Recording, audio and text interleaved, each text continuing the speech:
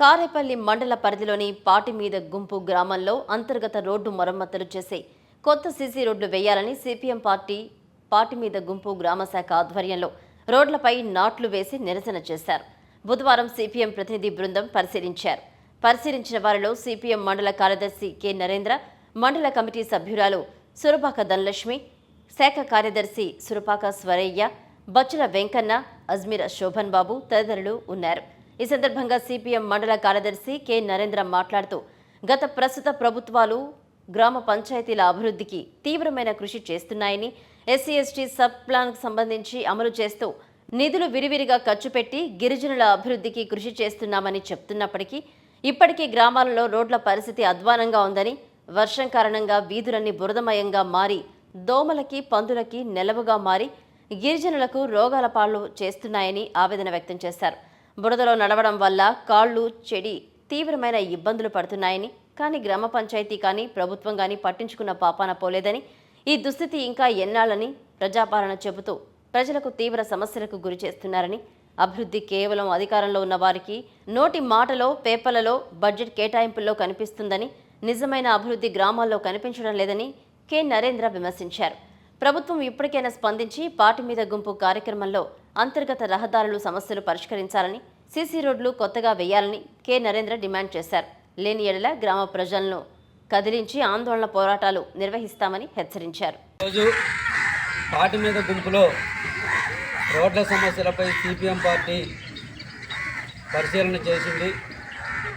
పాటిమీద గుంపులో రోడ్లు ప్రభుత్వము గ్రామ పంచాయతీ పూర్తి చేయకపోవటం వల్ల, సీసీ రోడ్లు వేయకపోవటం వల్ల చాలా రోడ్లు అపరిష్కృతంగా ఉన్న స్థితి ఉన్నది. ఈ వర్షాకాలం కారణంగా రోడ్లు వేయని ప్రాంతాల్లో వీధుల్లో రోడ్లు బురదమయంగా మారి చాలా తీవ్రమైన సమస్యలు, నడవడానికి ఇబ్బందులు పడుతున్న పరిస్థితి జనం ఉన్నది. దోమలు చేరి జనానికి డెంగ్యూ, మలేరియా, టైఫాయిడ్ వంటి జ్వరాలు వస్తున్నాయి. బురదలో నడవడం వల్ల కాళ్ళు కూడా చెడుతున్న పరిస్థితులు ఉన్నాయి. ప్రభుత్వం ప్రజాపాలనను చెప్పుకుంటూ ఈ రోడ్లు వేయకపోవడం వల్ల చాలా ఇబ్బందులు జనం పడుతున్నారు.